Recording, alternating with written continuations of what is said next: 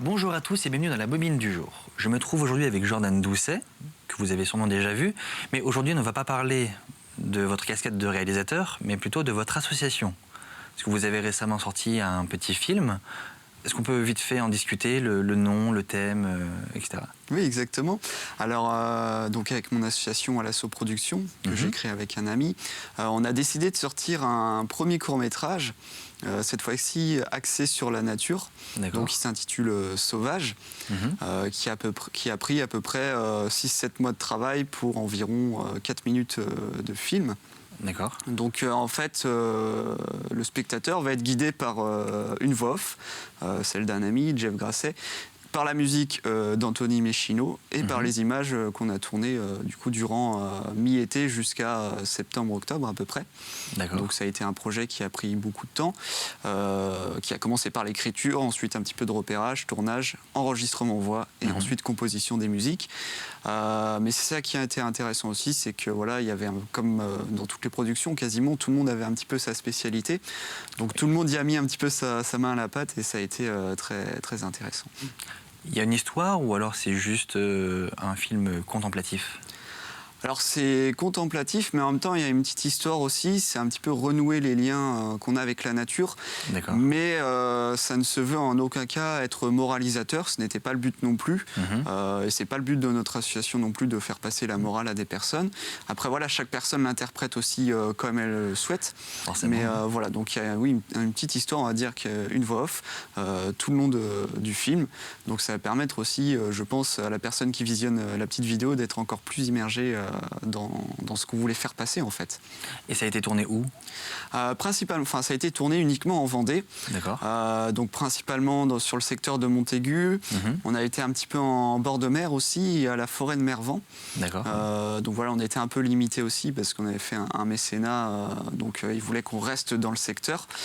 Donc ce qui se comprend, mais ça n'a pas empêché d'être limité après en termes d'image, parce que c'est vrai qu'en Vendée, on a de la chance quand même d'avoir un département qui est magnifique pour pouvoir réaliser de belles images. On a le bocage, le littoral et le marécage, donc c'est un vrai petit bonheur, on va dire. Et comment on écrit alors du coup un petit film un petit peu contemplatif sur la nature ? Comment est-ce qu'on arrive à ordonner un petit peu les idées ?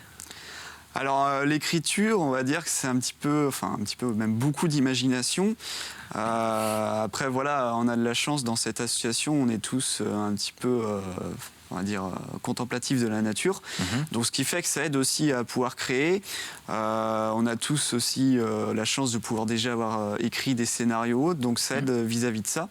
Après voilà, ça a été de l'écriture du texte, voilà, beaucoup d'imagination, ce qui nous inspirait. Après, on a de la chance aussi déjà de connaître d'autres départements, donc ce qui aide. Mais une fois le montage, ensuite les images de tournée, il y a eu un petit peu de modification de texte quand même, parce que voilà, il y a certains plans que je n'ai pas pu réaliser, parce que voilà, on fait comme on peut avec la nature. Et on la contrôle pas, quoi. C'est ça, donc il y a eu quelques petites modifications. Par exemple, je voulais filmer un arc-en-ciel, j'en ai pas eu, ou du moins j'ai pas eu l'occasion de filmer parce que j'étais occupé à autre chose. Donc voilà, ça a été une ou deux petites modifications du texte à la fin, mais sinon ça a été beaucoup d'imagination, et puis voilà, après validé par l'équipe aussi, donc tant mieux. Et dans l'association, il y a eu un petit process, on va dire, hiérarchique ou plutôt vraiment collaboratif pour créer ce petit film ? Alors ça a été très collaboratif, hein.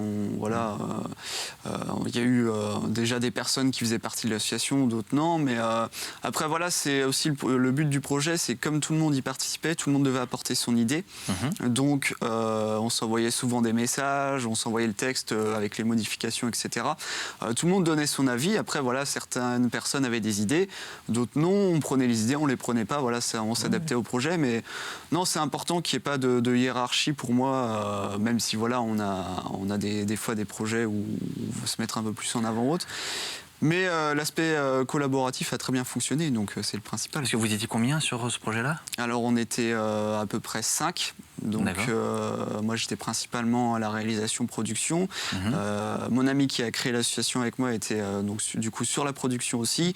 Il était là sur certains plans. On a eu une personne qui a tourné un petit peu dans la vidéo, Jeff qui lui qui a donné sa voix pour le film, et Anthony Michino du coup qui a composé les musiques. Donc c'était encore une fois équipe réduite, mais voilà, c'est pas plus mal des fois pour commencer. Très bien. En tout cas, je vous remercie Jordan pour ces explications. Je vous laisse découvrir quelques images et on se retrouve dès la semaine prochaine pour une nouvelle bobine du jour.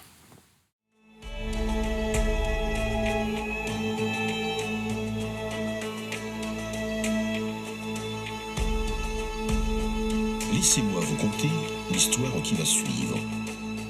Une pause parmi les proses.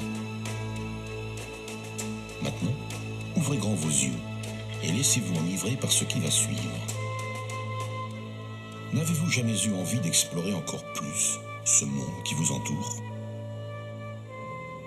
Alors laissez-moi vous guider parmi ce monde majestueux, bercé de mystère et de poésie.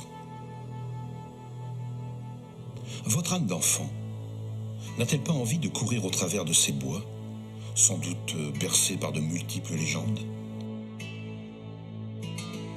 N'a-t-elle pas envie de courir sur le sable?